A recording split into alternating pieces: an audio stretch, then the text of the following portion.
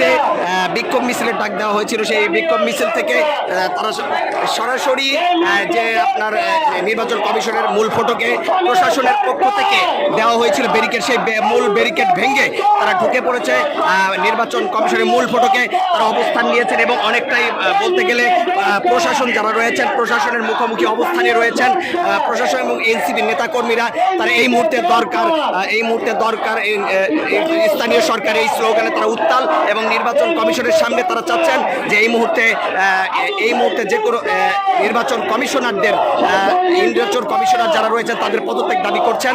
এই মুহূর্তে পদত্যাগ না করলে তারা কোনোভাবেই নির্বাচন কমিশনের মূল ফটক ছাড়বেন না। কিন্তু হঠাৎ করে বিক্ষোভ করতে হঠাৎ করে এনসিপির নেতাকর্মীরা যারা রয়েছেন হঠাৎ করে ব্যারিকেড ভেঙে অনেকটাই প্রশাসনকে হতভম্ব করে তারা ভেঙে তোয়াক্কা না করে তারা মূল ফটকে অবস্থান নিয়েছেন। কিন্তু প্রশাসনের পক্ষ থেকে বলা হয়েছিল কোনোভাবেই মূল ফটকে তারা অবস্থান করতে পারবে না। কিন্তু নির্বাচন কমিশনের যারা প্রশাসন রয়েছিলেন যারা এটা ট্যাকেল দেওয়ার চেষ্টা করেছে তারা কোনোভাবেই পেরে ওঠেনি। হঠাৎ করে এনসিপির নেতাকর্মীরা মূল ফটকে এসে অবস্থান নিয়েছেন এবং তারা বসে পড়েছেন।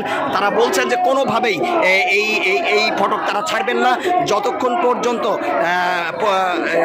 কমিশনার অর্থাৎ প্রধান নির্বাচন কমিশনার সহ সকল কমিশনের পদত্যাগ না করবেন ততক্ষণ পর্যন্ত স্থানীয় সরকার নির্বাচনে ঘোষণা না দিবেন তারা ততক্ষণ পর্যন্ত এই স্থানটি ছাড়বে না। কিন্তু অনেকটাই প্রশাসনের সাথে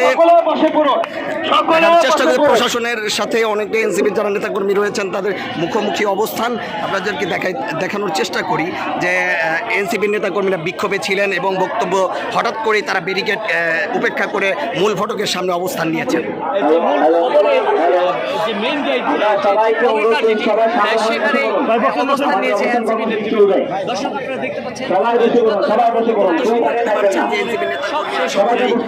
নির্বাচন কমিশনের যে মূল ফটকটি রয়েছে মূল ফটকে অবস্থান নিয়েছেন এবং পুলিশের ব্যারিকেড অনেক উপেক্ষা করে অনেকটা প্রশাসনের মুখোমুখি অবস্থানে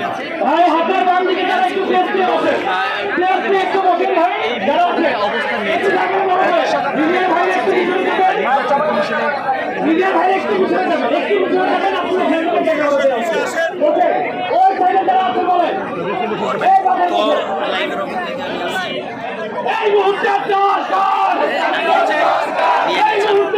আপনারা দেখছেন এই মুহূর্তে এনসিপির যারা নেতাকর্মী রয়েছে তারা কিন্তু ব্যারিকেড ভেঙে তারা মূল ফটকে অবস্থান নিয়েছেন এবং তাদের কথা স্থানীয় সরকার নির্বাচন ঘোষণা না দেওয়া পর্যন্ত ইসির যে গেট রয়েছে এই গেটটি কোনোভাবেই তারা ছাড়বেন না।